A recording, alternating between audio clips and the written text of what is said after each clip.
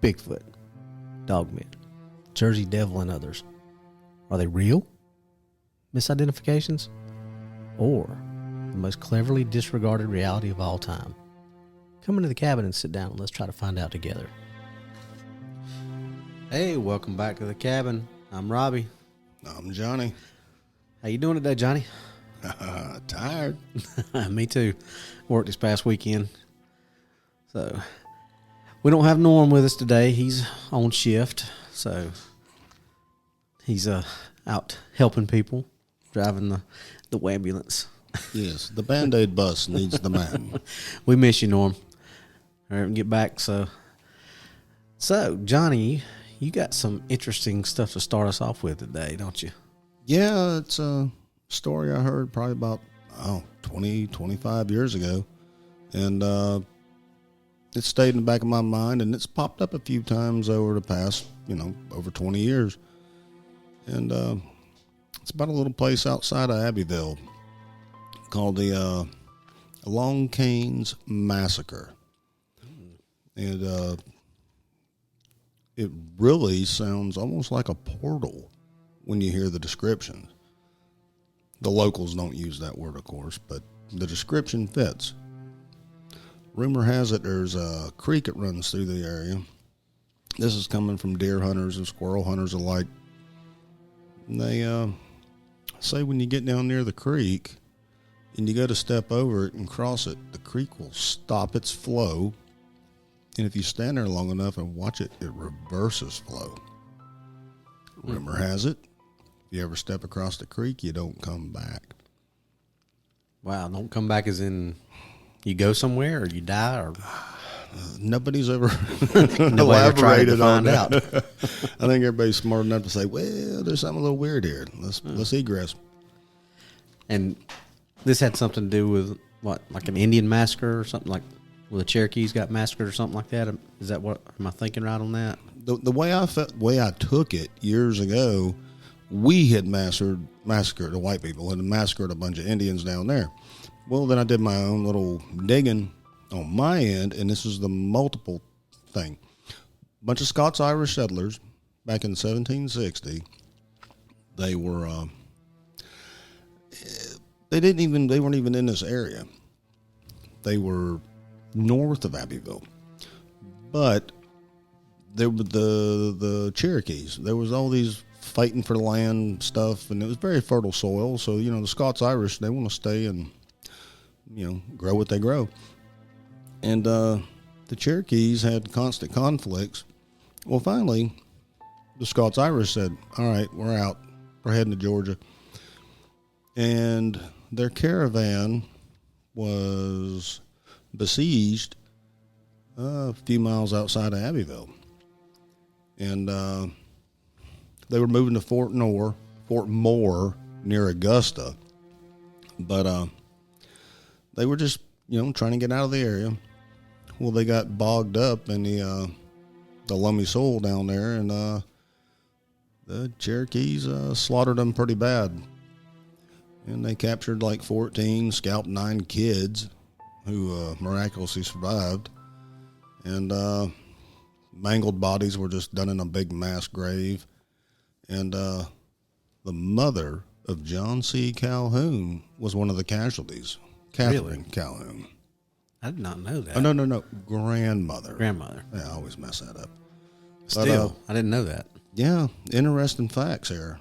And there is a memorial marker down there. That's not something they tell you on the tour of the Calhoun Mansion. No, they kind of leave certain things out. But there's a old metal footbridge down there. If you can find it, it's off the path. Actually, I guess it's on the path. But it takes you to the old kind of a tombstone marker, historical site thing. But there's a lot of people, and you can YouTube this. There's people that go down there and do research, and I've heard this too. You'll hear drums. You'll hear the drummer beating that dun dun dun dun dun dun dun, dun or whatever, maybe a war chant. I don't know, but they see him when they use their that ghost hunting camera thing. It looks like a Lego kind of like the not the EVP, that's the voice, but the it shows the stick figure moving. Yeah. Yeah, and you see this guy basically seated, and he's emanating EMFs or whatever. I'm not the ghost guy. That'd be Norm. Yeah. Miss you, Norm. But, yeah, it's a very interesting place. But, yeah, the whole portal thing kind of freaks me out because it's becoming more and more prevalent in a lot of things we research. And you know, that story is kind of interesting to me for a different reason because, you know, when you think about things that we've heard with Indians, you know, you think about the Indians that are always proclaimed as the ones that were, you know, a lot more dangerous. Comanche, Mohawk, Pawnee. Mm-hmm. Those are the ones you think about when you think about the ones that massacred people. Or you don't really think about that with the Cherokee because most people around here, especially when you think of Cherokee, you think of the Cherokee Indian Village. You know, the Cherokee were more portrayed as the quiet farmers, and we're not. But I guess if they got ticked off, they could. And I've got Cherokee in me, and I didn't even know that. But I guess they did have a little savage in them if they were pushed too far. Same thing with the Seminoles. I'm roughly a quarter Seminole, and when you start digging into it, yeah, they weren't just sitting around eating oysters on the, you know, half shell around the edge of Florida. They were actually some pretty badass warriors. They would draw the enemy into the swamp. They owned the swamp. Right. They were very effective, and I don't see why the Cherokees would be any different. Yeah. So, I mean, but talking about portals, I mean, you know, there's all kinds of people who believe that Bigfoot used portals, and obviously, you know, that's tied in with aliens and with paranormal. But I think you're right. I think that's something that has, at least over the past, I would say probably maybe year and a half to 2 years, has really gained a lot more traction and a lot more people talking about it. You didn't hear about that, you know, 4 or 5 years. I'm sure you did, but it wasn't as prevalent when you were talking about Bigfoot and things like that to hear anything about portals. It was, you know, just the big hairy 8-black creature in the woods. You never heard anything about all the portals and the transdimensional things and interdimensional that you hear now. It's taken people so long to accept that there may be something with a bigger foot, you know, and something that could be elusive. Now they're openly talking about UFOs on Tucker Carlson's show. Yeah. The Navy is supplying the video. Wrap your head around that one. Well, and some of our pilots, our military pilots, have been some of the ones who have had some of the craziest UFO sightings of anybody. You know, most of them are classified still, but, you know, some of those that have been declassified, you know, that's some wild stuff when you start looking into those things. Yeah, it's, I mean, did Melba Ketchum come out 5 years too early with her DNA study? I mean. Well, and, you know, we did a show on DA Ex Machina about the Mandela effect. And ever since the Collider and CERN, that's when a lot of this stuff, and if you really start looking at the sightings of UFOs, Bigfoot, you know, Dogman, the portals things, a lot of this stuff coincides with that God particle. To me, things have highly ramped up, since the God particle was what, 2011? Yeah, I believe so. And the most insane, absurd things to the actual normie have become old hat in the last, 11 years. Mm-hmm. Things have really spiraled, not to be confused with the Norway spiral. Google that one. There's just been tons of crazy stuff that we always thought was absurd and never could be, and now it's in your face. It was the Higgs boson or the God particle, July 4th, 2012. So use a year off, but It's about that time frame. Well, we're looking at 10 years. Mm-hmm. But think about all the stuff that's happened in that 10 years. I mean, we did a whole show on that, and you know, a lot of those things just blew most of our minds. And there's a big time correlation with that and everything that we've got going on now, in the cryptid world for sure.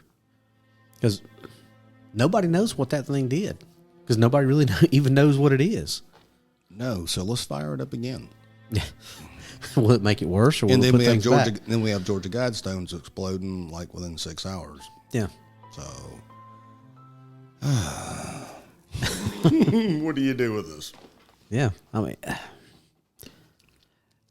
you know, you start messing around with stuff that you don't know what you're doing. You know, I like to call this the Jurassic Park effect. You know, when Ian Malcolm's in there talking to Hammond, he said, you know, you took the next step. You read what geniuses did, and you took the next step. You didn't earn the knowledge for yourself. You stood on their shoulders. You know, they heard about stuff like this, and they thought, okay, well, we're going to take it to the next level, without even thinking what that next level is or what that next level could cause. Because, like I said, nobody knows what this Higgs boson particle has done or even is. And maybe it's just a boogeyman to blame the things that are coming out of the shadows. Yeah. Yeah, I mean, I like I said, that whole show was just, there were so many things on that blew my mind about, that I know for a fact, I remember happening one way, and then they're saying, no, that didn't happen that way. Spellings. Yeah, spellings of words. Colors. Yeah. People is, the Mandela thing is a deep, deep rabbit hole. Yeah, and you know, we went pretty deep on that, and I mean that's probably a good show topic that we could do. Once we get Norman back, when we can actually really dive into that rabbit hole, because it's a rabbit hole. Sounds good to me. So, portals, Bigfoot, UFO, Higgs and boson God particle. How does it all connect? What's the common element here? Dark Corner, South Carolina. Yeah. But that's, like Norm said on I think it was our last show or maybe the show before, there's a lot of paranormal stuff that's happened in South Carolina. I didn't realize how haunted this state was. I have people tell me all the time about Dark Corner. It's not just moonshiners shooting each other and the feds not coming home at the end of the day. It goes way beyond that. Oh, yeah. Well, just as simple as this little town that we're sitting in right now recording this, there's 4 or 5 places that I can tell you right now, at least one that I've seen stuff in, and 3 more that people that I work with, that I trust and trust with my life, have seen stuff happen in. I'm down. Just sitting within, 3 or 4 miles total area. I mean, some of them are a little bit closer than that, but some of them, are stretched out a little bit further than that. But right here in this little area, there's 3, 4, maybe 5 places that are many, many people say are haunted. Well, something's got things woke up. To me, if you ever watched that old movie, Highlander. Yep. Had to do with the quickening. Mm-hmm. When things were fixing to get exciting, you could feel it. Mm-hmm. I've been feeling this for years. Yeah, and just like when we were out in the woods when we were doing our investigation, I told you when we went in there, I felt like something was watching us. And since then, I've been talking to some other people, and a lot of them that go in the woods, they say they have that feeling almost every time they go in the woods now, that they didn't have it before. Of it just that eerie, I'm not alone feeling. So, I mean, I can't get over the quietness, and you had to bring it to my attention. Down there where I did my rock experiment and where I had my first encounter with the tree shake and all that. I've never heard a squirrel, seen one in a tree. I've seen no deer tracks, no coon tracks. I've seen nothing. Nothing at all. Yeah, we heard crickets. Real crickets. No frogs. I've seen nothing. Zero wildlife, amphibian or otherwise. Fur-bearing mammals. Nothing. Zero. No snakes. Yeah, that is true. I didn't hear anything other than the crickets and cicadas and whatever little insects we saw. I didn't hear or see any squirrels hopping around, which you would think this time of year you would see that.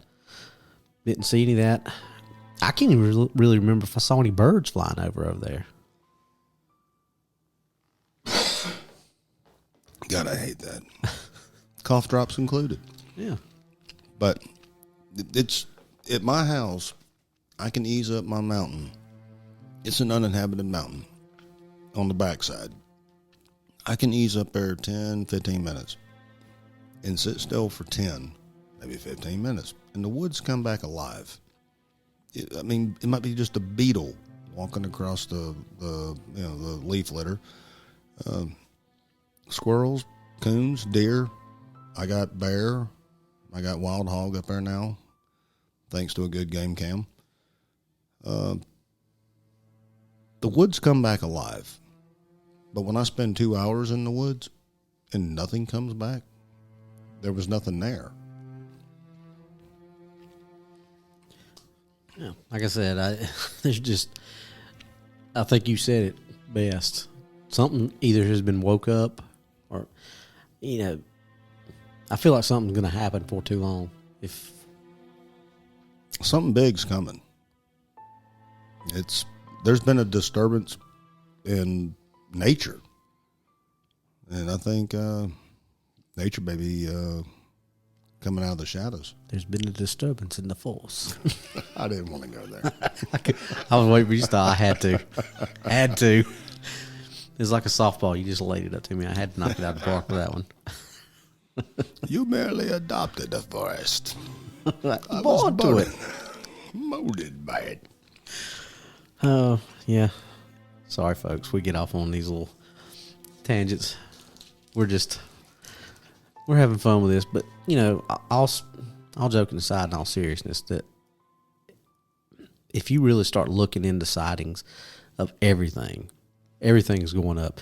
As we were talking just before we got ready to start the show, there's been, 2 reported Bigfoot sightings from that big website that we're not going to name just already this year. And South Carolina is not traditionally a hot spot for Bigfoot sightings, but there was one in Huntington Island Park. Yeah, I need to read up more on that one. Down in the lower part of the state. And the other one, hold on, let's see if I can pull it up right quick.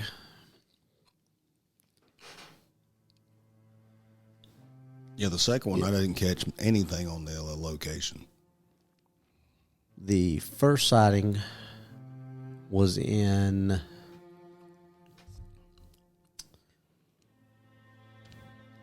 what's the name of that park? I done lost it again. It was Huntington something. Huntington Beach or unknown. Either way, it's hard to believe there was only 2 reported to them. And they really call what they do and don't print.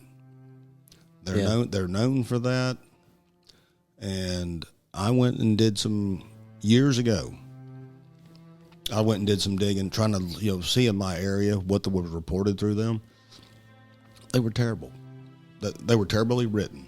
Yeah, not a terrible witness, but they were just terribly presented. Well, yeah, and 2 sides of the coin of that. A lot of the people who go out and do that are volunteers, so they're not trained. But anyway, back to the first sighting was in Hunting Island State Park at Lighthouse Exit Road. And the second one was in. Let me get back to it. It's at the bottom of the. I want to say it was in somewhere around not McCormick, but Lee County, if I'm remembering correctly. That's back down around Bishopville, right? Mm-hmm. Same place with the lizard man. Oh my! So, but that's two in South Carolina that have been reported that organization has deemed that there was enough evidence for them, because their policy is they don't report it on this website or put it on this website unless they've sent somebody out to investigate it, and they've got a rating system, and unless it's at a certain rating, they don't post it, and they've been posted. So, but like we've talked about before, how many sightings go unreported just because people don't want to deal with the with the backlash or the ridicule, the ridicule, you're crazy type stuff. I mean, I've had to put up with it. I'm sure you've had to put up with it. I refuse to put up with it. Well, when people act like that, I shun them. Well, there are those who know, and there are those who don't know. And until you've had that experience, you can say you believe, and that's great. But once you actually see, and your mind realizes that this stuff is, if that's real, what else is real? Mm-hmm. You don't look at things the same way again. Yep. You can't. No. You can't unsee something. No. You can't unknow something. And, that's why a lot of times I think they, like the show we did on the little boy that was saved by the quote-unquote bear. Mm-hmm. In his mind, something big and furry is a bear. But I guarantee you that whatever happened is going to stay with that kid the rest of his life. I don't care how old he is. He was old enough to know that something big and hairy saved him. And he'll see something somewhere in his life, and it's going to jar a puzzle piece loose for him. Mm-hmm. It'll fall into place. Yep. Well, this has been a nice, interesting little conversation. But I think this has opened the door for a couple more different episodes down the road. Definitely. Yeah. Especially like when we get Norm back, I'd like to do another show on the Mandela effect, because that's,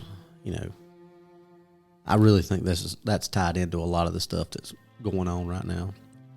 Oh yeah, it's interesting to talk to people. Don't mention the Mandela effect. Just ask them how they remember a certain event. Mm-hmm. That's when, how do you remember the Flintstones? Flint stones or Flynn stones? Because according to the Mandela effect, it's the Flynn stones. But it was always a T. Yep. So, anyway. Chick-fil-A always had a K. Yeah. Johnny, got anything else you want to? I'm good for now. We'll, I can't wait till the next one. Yeah. All right, folks. Well, I guess that's going to be it for the cabin today. Norm should hopefully be back in the next episode or two. Maybe not the next one, but hopefully the next one. And he's got a really interesting report on that supposedly satanic church that he went and interviewed. I think he's got some EVPs, some electronic voice phenomenon. He sent them to me. I haven't had a chance to really listen to them good yet, but that's one I'm kind of curious about. It's going to be good. And he actually, I hadn't had a chance to tell you this yet, but he actually had a friend of his get in touch with him. They had a Bigfoot encounter outside their house in Greer. So we're going to try to set up a little mini investigation down there. So he just sent me that today. So we can get with him on that, and that'll be a nice, good little. My son-in-law is networking for me on my behalf on that hide behind from down around Fance Grove, down around the Clemson area. Yeah, I still want to look into that one too. He's supposed to be bringing the guy forward. Good. So, and I'm working on a couple of people that want to come talk about some supernatural haunting type stuff. So we got some good material coming up down the pipe, and we got some good investigations that we got to go do that'll probably bring us some more good stuff. So, and we've still got our hot spot that we've got plenty of stuff left we can do. Oh yeah. So, all right, folks, we'll catch you next time on the cabin. Johnny, I'll see you next time, buddy. Yes, sir.